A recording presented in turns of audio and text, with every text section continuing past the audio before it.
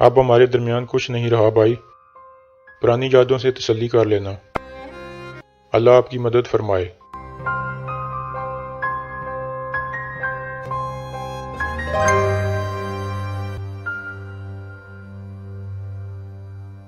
بھائی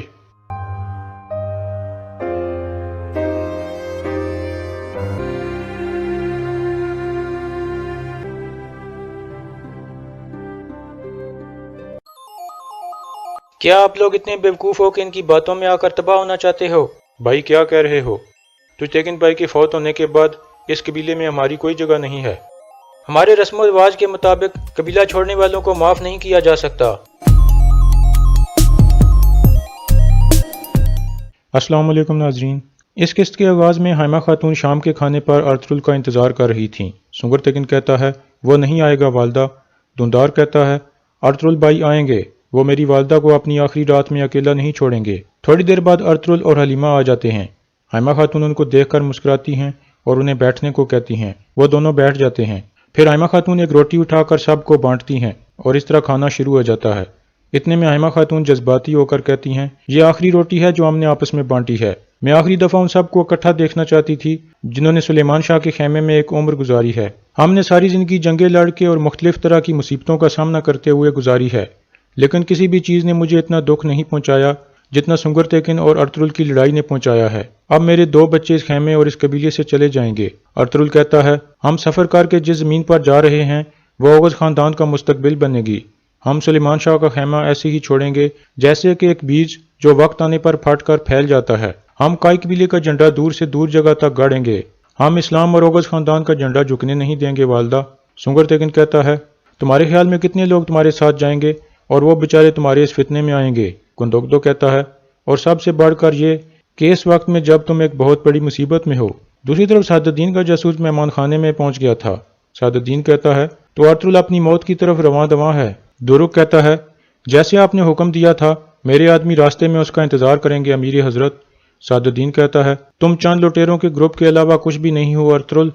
پھر سعد الدین دورک کو حکم دیتا ہے تمہیں یہ کام مکمل کرنا ہوگا دورک، جو بھی تمہارے سامنے آئے ان سب کو مار دینا۔ میں چاہتا ہوں کہ تم اس کی بیوی اور بچے حالانکہ اس کے گھوڑوں کو بھی مار دو۔ پھر سعد الدین کھڑا ہو کر کہتا ہے جب تم جاؤ تو بواج کو بھی اپنے ساتھ لے جانا، وہ تمہاری مدد کرے گا، اور اپنا کام پورا کرنے کے بعد اسے بھی مار دینا۔ میں کبھی غداروں کو معاف نہیں کرتا۔ دورک کہتا ہے جیسے آپ کا حکم امیر حضرت۔ دوسری طرف سنگر تیکن کہتا ہے ایسا مت کرو ارطغرل، اس سے پہلے کہ بہت دیر ہو جائے۔ سب جانتے ہیں کہ تم کائی قبیلے کے سب سے عظیم سپاہی ہو، تمہاری غیر موجودگی ہم سب کو پریشان کرے گی۔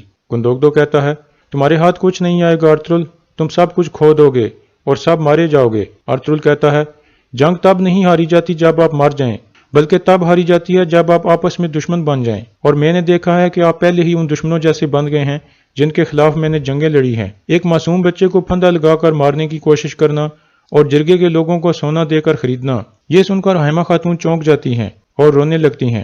پھر وہ ارطغرل کو کہتی ہیں یہ سب کچھ ہونے کے بعد میں تمہیں کیسے کہوں کہ رک جاؤ بیٹا، اور اگر میں تمہیں جانے کا کہوں تو میرا دل کیسے برداشت کر سکتا ہے؟ ارطغرل کہتا ہے میرے پاس الفاظ اور صبر ختم ہو گیا ہے والدہ، اللہ ان سب کی مدد فرمائے جو یہاں رہیں اور جو چلے جائیں۔ پھر ارطغرل حائمہ خاتون سے جانے کی اجازت مانگتا ہے۔ اس کے بعد حلیمہ اور ارطغرل باہر کی طرف جاتے ہیں اور حائمہ خاتون آنسو بھری آنکھوں سے ان کو جاتے ہوئے دیکھتی ہے۔ اگلے دن صبح کے وقت حائمہ خاتون نماز ادا کرنے کے بعد اللہ سے دعا مانگتی ہیں کہ یا رب ہماری مدد فرما اور وہ کر جو ہمارے حق میں بہتر ہے۔ دوسری طرف گندوگدو اہلت جانے کے لیے تیار ہو رہا تھا۔ وہ سلجان کو کہتا ہے پریشان مت ہو، ہم نے کچھ غلط نہیں کیا۔ سلجان کہتی ہے آپ ارطغرل کو ایک دفعہ پیار سے روکنے کی کوشش کریں، ہو سکتا ہے وہ مان جائے۔ گندوگدو کہتا ہے میں بات کرتا ہوں اسے۔ دوسری طرف ارطغرل دوان اور بامسی کو کہتا ہے آپ جا کر پتہ لگاؤ کہ کتنے سپاہی اور کتنے لوگ ہمارے ساتھ جائیں گے۔ پھر وہ حلیمہ کو کہتا ہے تم جا کر عورتوں سے بات کرو۔ حلیمہ کہتی ہے ٹھیک ہے، پھر وہ ایک طرف چلی جاتی ہے۔ اتنے میں گندوگدو ارطغرل کے پاس پہنچتا ہے اور کہتا ہے میں اہلت جا رہا ہوں اور جانے سے پہلے تم سے بات کرنا چاہتا تھا۔ میں تمہیں ایک بھائی کے طور پر کہہ رہا ہوں کہ مت جاؤ۔ ارطغرل کہتا ہے اب بہت دیر ہو چکی ہے بھائی۔ گندوگدو پھر کہتا ہے ایسا مت کرو بھائی، ہم سب کو چھوڑ کر مت جاؤ، اپنی ضد چھوڑ دو۔ ارطغرل کہتا ہے نہ ہی ہمارے خواب ایک جیسے ہیں اور نہ ہی امیدیں بھائی۔ آپ نے اس آدمی پر بھروسہ کیا ہے جس نے کرکت ماموں، تجتیکن بھائی اور گوکچے خاتون کو قتل کیا ہے، اور آپ نے میرا ساتھ دینے کی بجائے اس کی طرفداری کی ہے۔ آپ نے جرگے کے لوگوں کو سونا دیا تاکہ آپ سردار بن سکو۔ آپ نے ہمارے تمام خواب اور امیدیں توڑ دی ہیں۔ پھر ارطغرل کہتا ہے، اب ہمارے درمیان کچھ نہیں رہا بھائی، پرانی یادوں سے تسلی کر لینا، اللہ آپ کی مدد فرمائے۔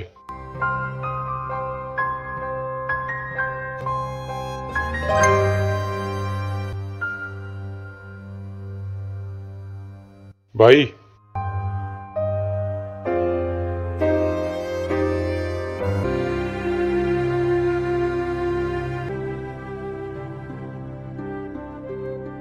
اس کے بعد ارطغرل روتے ہوئے کہتا ہے، مجھے اپنی دعائیں دیں بھائی۔ گندوگدو بھی روتے ہوئے کہتا ہے، میری دعا تمہارے ساتھ ہے بھائی۔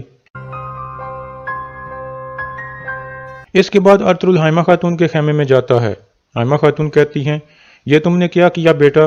تم اپنے بابا کا خیمہ اور ہمیں چھوڑ کر کیسے جا سکتے ہو؟ ارطغرل کہتا ہے، آپ یہ جان لیں کہ میں اپنے بابا کی روح کو سکون پہنچاؤں گا، اور میں ایک صحیح راستے پر جا رہا ہوں والدہ، اور میں آپ کی دعائیں لینے آیا ہوں۔ حائمہ خاتون رونے لگتی ہیں اور کہتی ہیں، میں تمہیں کیسے جانے کا کہہ سکتی ہوں بیٹا، میری ساری دعائیں تمہارے ساتھ ہیں، میں تمہارے بغیر اپنا بڑھاپا کیسے گزاروں گی؟ مت جاؤ بیٹا۔ ارطغرل کہتا ہے، آپ ہمارے ساتھ آ سکتی ہیں والدہ۔ حائمہ خاتون کہتی ہیں، میں سنگر، گندوگدو اور سلجان کو کیسے اکیلا چھوڑ سکتی ہوں؟ میں کبھی تمہارے بابا کا خیمہ نہیں چھوڑ سکتی۔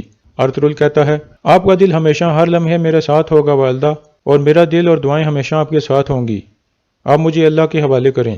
پھر ارطغرل والدہ کا ہاتھ چومتا ہے اور حائمہ خاتون اس کے گلے لگ کر رونے لگتی ہیں۔ پھر ارطغرل کھڑا ہوتا ہے اور باہر نکل جاتا ہے۔ دوسری طرف دوان اور بامسی ٹریننگ ایریا میں سپاہیوں کے پاس پہنچتے ہیں۔ کچھ سپاہی کہتے ہیں، ہم آپ کے ساتھ جانے کے لیے تیار ہیں۔ بامسی انہیں کہتا ہے، ٹھیک ہے آپ تیاری کرو، ہم جلد یہاں سے جائیں گے۔ اس کے بعد وہ سپاہی ایک طرف چلے جاتے ہیں۔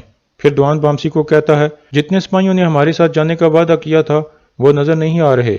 اتنے میں درگا کے سپاہیوں کا ایک گروپ وہاں پہنچتا ہے اور وہ کہتے ہیں، ہم بھی آپ کے ساتھ جائیں گے۔ سامسا کہتا ہے، ہم نے فیصلہ کر لیا ہے بھائی، ہم وہیں جائیں گے جہاں ارطغرل بھائی جائیں گے۔ یہ سن کر بامسی اور دوان بہت خوش ہوتے ہیں اور ان سے گلے ملتے ہیں۔ اتنے میں گھوڑے پر سوار درگا کا ایک سپاہی بول پڑتا ہے اور کہتا ہے، کیا آپ لوگ اتنے بیوقوف ہو کہ ان کی باتوں میں آ کر تباہ ہونا چاہتے ہو؟ بھائی کیا کہہ رہے ہو؟ تجتیکن بھائی کے فوت ہونے کے بعد اس قبیلے میں ہماری کوئی جگہ نہیں ہے۔ ہمارے رسم و رواج کے مطابق قبیلہ چھوڑنے والوں کو معاف نہیں کیا جا سکتا۔ اس کے بعد بامسی دوان کو روک لیتا ہے۔ پھر کایا اس سپاہی کو کہتا ہے، چلے جاؤ بھائی، ہمارے لیے مشکلات پیدا مت کرو۔ سپاہی کہتا ہے، تم لوگوں کو جلد پتہ چلے گا کہ مشکل کیا ہوتی ہے۔ یہ کہہ کر وہ چلا جاتا ہے۔ دوسری طرف حلیمہ عورتوں کے پاس جاتی ہے تو بہت کم عورتیں جانے کو تیار ہوتی ہیں۔ ایک عورت کہتی ہے، گندوگدو صاحب نے جن لوگوں کو سونا دیا ہے وہ امیر ہو گئے ہیں اور جانے کے لیے تیار نہیں ہیں۔ اس کے بعد حلیمہ اور سلجان بھی آخری ملاقات کرتی ہیں اور بہت جذباتی ہو جاتی ہیں اور ایک دوسرے کے گلے لگ کر روتی ہیں۔ دوسری طرف درگا کے مرکزی خیمے میں ایک آدمی اکجا کو کہتا ہے، ارطغرل کا جانا دونوں قبیلوں کے لیے صحیح ہے، آخر کار ہمیں سکون ملے گا۔ اکجا کہتا ہے، ارطغرل کا جانا تو ٹھیک ہے، لیکن ہم اس کے ساتھ اپنے سپاہیوں کو جانے کی اجازت نہیں دے سکتے۔ اتنے میں اکجا کا خاص سپاہی اندر داخل ہوتا ہے اور کہتا ہے، آپ کے حکم کے مطابق ہمارے 10 سپاہی ارطغرل کے ساتھ جانے کے لیے تیار ہیں، لیکن سامسا اور کایا اصل میں جانے کے لیے تیار ہیں۔ اکجا کہتا ہے، اب ہمیں مداخلت کرنے کا بہانہ مل گیا ہے، ہم ارطغرل کے پروں کو کاٹ دیں گے۔ دوسری طرف ارطغرل حکیمرتوں کے پاس نقشہ دیکھ رہا تھا۔ اتنے میں دوان اندر داخل ہو کر کہتا ہے، ہمارا قافلہ تیار ہے ارطغرل بھائی، سامسا اور کایا بھی ہمارے ساتھ جائیں گے۔ اس کے علاوہ درگا کے 10 سپاہی بھی ہمارے ساتھ جانے کے لیے تیار ہیں، لیکن کافی سارے سپاہی جن کو گندوگدو بھائی نے سونا دیا تھا وہ نظر نہیں آ رہے۔ ارطغرل کہتا ہے، ہمیں بہت محتاط ہونا ہوگا، مجھے یقین ہے کہ کوپک کو جیسے ہی ہمارے روانہ ہونے کے بارے میں پتہ چلے گا وہ ہمارے اوپر حملے کا منصوبہ بنائے گا۔ پھر ارطغرل نقشے کی طرف اشارہ کرتے ہوئے کہتا ہے، ہم معمول والے راستے سے نہیں جائیں گے بلکہ لمبے اور محفوظ راستے سے جائیں گے۔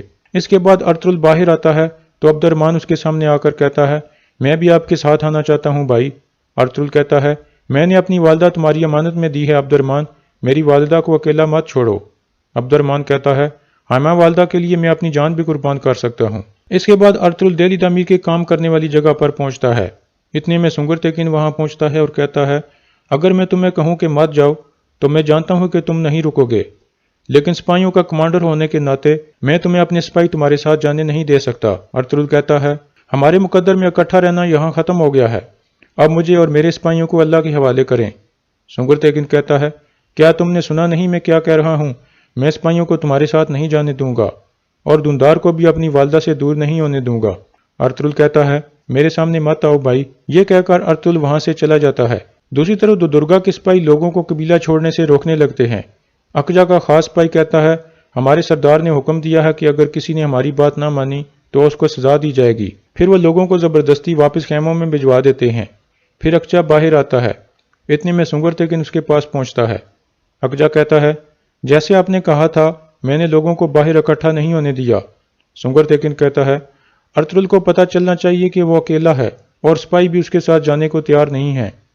اکجا کہتا ہے آپ پریشان نہ ہوں، میں گندوگدو صاحب کی غیر حاضری کسی کو محسوس نہیں ہونے دوں گا۔